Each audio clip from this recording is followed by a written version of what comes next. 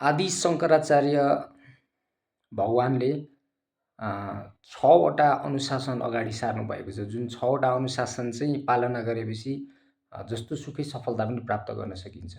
त्यो 6 वटा अनुशासन चाहिँ जुनसुकै विभागमा पनि प्रयोगमा ल्याउन सकिन्छ। जुनसुकै क्षेत्रमा पनि काम लाग्छ। त्यस 6 वटा अनुशासन अन्तर्गत पहिलो आउँछ सम।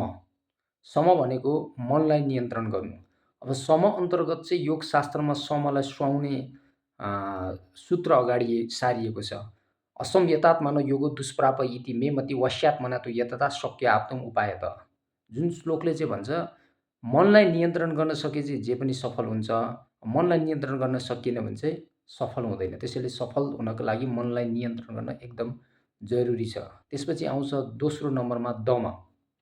दम भनेको चाहिँ सम्पूर्ण इन्द्रियहरूलाई एउटै विषयमा लाउनु अथवा नियन्त्रण गर्नु। जस्तै आँखा, कान, नाक, छाला, जिब्रोलाई चाहिँ एउटै विषयमा लाउनु। त्यहाँ चाहिँ दम भयो। आफ्नो इन्द्रियलाई इन्द्रियको विषयतिर नलगाएर चाहिँ आफ्नो उद्देश्यतिर लगाउनु चाहिँ दम। अब दमलाई सुहाउने योगशास्त्रले एउटा सूत्र भन्छ, जसले चाहिँ दमको व्याख्या गर्छ हैन। तानि सर्वाणि संयम्य युक्त आसीत मत् तानि सर्वाणि संयम्य युक्त आसीत मत्पर बस्यहि यस्य इन्द्रियाणि तस्य प्रज्ञा प्रतिष्ठिता हैन। जसले चाहिँ सम्पूर्ण इन्द्रियहरूलाई चाहिँ अ, लाउनुपर्ने विषयमा लाउँछ, त्यहाँ चाहिँ ज्ञानमा अवस्थित हुन्छ भन्ने कुरा छ।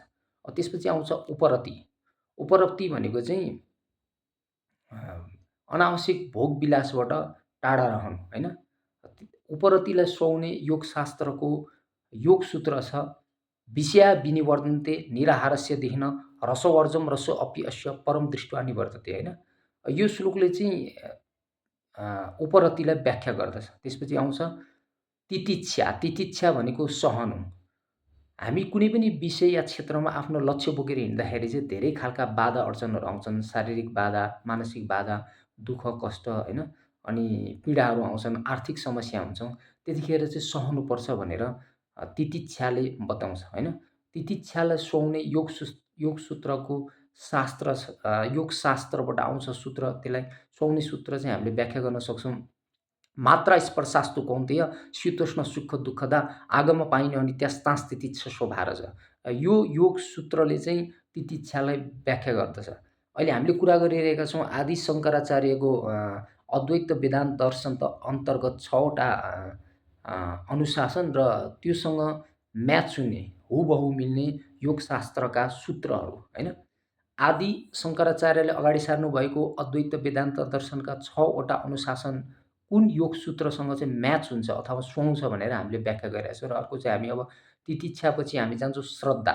श्रद्धा भनेको आफूलाई मनपर्ने विषयमा हामीले व्यक्त गर्ने श्रद्धा। हामी कतिसम्म त्यो विषयप्रति भक्तिभावपूर्वक लागेको छौँ भनेर श्रद्धाले व्याख्या गर्छ। अब श्रद्धा अन्तर्गत चाहिँ सुहाउने योगशास्त्रबाट सूत्र छ।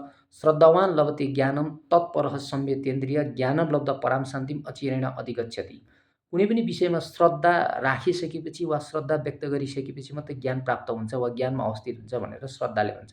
त्यसपछि अन्तिम आउँछ समाधान। समाधान भनेको चाहिँ टोटल फोकस, हाइली फोकस। हामी कुनै पनि विषयमा काम गर्न लागेपछि हाइली फोकस कसरी हुने, सबै चिज बिर्सेर कसरी पूर्ण रूपमा लाग्ने भनेर चाहिँ आदि शङ्कराचार्य भगवानले समाधान भनेर षट सम्पत्ति अन्तर्गत 6औँमा राख्नुभएको छ। अब समाधानलाई सुहाउने योगशास्त्रको सूत्र छ व्यवसायत्मिका बुद्धि रेकेह कुरुनन्दन बहुशाखाय अनन्ताश्च बुद्धयो व्यवसायिनम्। अब यस सूत्रले के भन्छ भने हाम्रो लक्ष्य एउटा मात्रै हुनुपर्छ र एउटै लक्ष्यमा लाग्नुपर्छ हैन।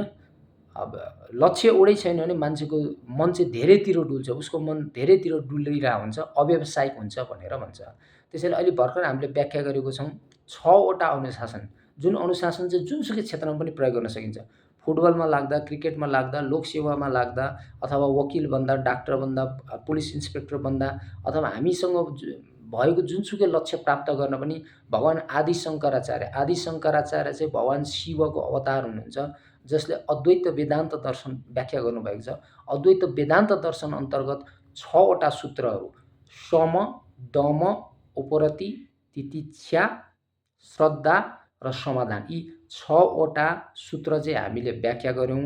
अहिले भर्खर हामीले चर्चा गरौँ र उक्त 6 वटा सूत्र अन्तर्गत 6 वटा अनुशासन अन्तर्गत त्यो 6 वटा अनुशासनलाई व्याख्या गर्ने वा त्योसँग सुहाउने योगशास्त्रका सूत्रहरू कुन हुन् त भनेर त्योसँग म्याच हुने योगशास्त्रहरू हामीले भर्खर व्याख्या गरौँ। अब यी 6 वटा अनुशासन चाहिँ जुनसुकै क्षेत्रको मान्छेले पनि प्रयोगमा ल्याउन सक्छ। उच्च अनुशासन हो र यसको चाहिँ यो सिद्धान्त भन्दा पनि प्रयास र प्रयोग गरेपछि यसको अर्थ बुझिन्छ, हैन? समलाई अभ्यास गर्नुपर्यो, दमलाई अभ्यास गर्नुपर्यो, उपरतिलाई अभ्यास गर्नुपर्यो, हैन?